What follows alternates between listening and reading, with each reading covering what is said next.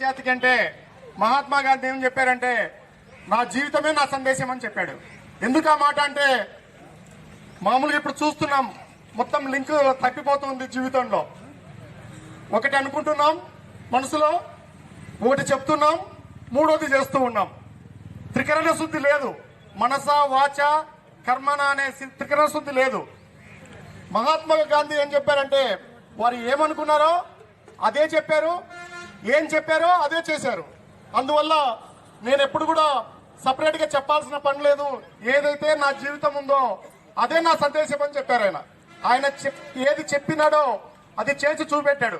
నిజంగానే మహాత్మా గాంధీ లాంటి వ్యక్తి కనుక భారతదేశంలో లేకపోయింటే లక్షలాది మంది కాదు కోట్లాది మంది చనిపోతే కూడా స్వాతంత్రం వచ్చి ఉండేది కాదు. సత్యాగ్రహము, అహింస వీటి ఆయుధాలుగా చేసుకుని మనకు స్వాతంత్రం తెచ్చి ఉన్నాడు. అలాంటి వ్యక్తిని, ఆయన సందేశాన్ని, ఆయన జీవితాన్ని మనం మర్చిపోయినాం కాబట్టి గుర్తు చేయడానికే ఈ 3 రోజులు పెద్దలు గౌరవనీయులు రఘువీరారెడ్డి సార్ గుర్తు చేస్తూ ఉన్నారు. ఒక చిన్నగానే ఒక మారుమూల గ్రామంలో నీలకంఠపురంలో ప్రారంభమై ఉండొచ్చు, 3 రోజుల యాత్రే కావచ్చు, కానీ ఇది మహత్తరమైన కార్యక్రమం. దేశమంతా గుర్తు పెట్టుకోవాల్సింది, దేశమంతా నేర్చుకోవాల్సింది. పాఠశాలల్లో, కళాశాలల్లో, ఆఫీసుల్లో మళ్ళా గాంధీజీ గురించి, ఆయన చెప్పిన మాటల గురించి విని ఆచరించాల్సిన సమయం వచ్చిందని తెలియజేస్తూ ఉన్నా. లేకపోతే ఎంత జీవితము కాదు మొత్తము తరతరాలే నాశనం పోయే పరిస్థితి వస్తుంది. ఎందుకంటే గాడి తప్పిపోతుంది జీవితము. మాటకు చేతకు సంబంధాలు లేవు.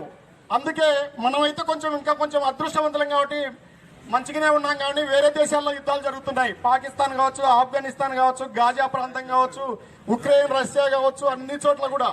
అందువల్ల మహాత్ముడు ఏదైతే తన జీవితాన్ని చెప్పి చూపెట్టాడో, ఏదైతే ఆయన జీవితం ఏదైతే మనకు సందేశం ఉందో ఆ సందేశాన్ని మనం అందరం కూడా భారతీయులమైన మనమే కాదు ప్రపంచ మానవులందరూ కూడా ఆచరించాలని తెలియజేస్తూ ఈ సందేశ యాత్రలో పాలు పంచుకోవడానికి అవకాశం ఇచ్చిన మీ అందరికి కూడా నేను కృతజ్ఞతలు తెలియజేస్తూ ఇంతతో విరమిస్తున్నాను.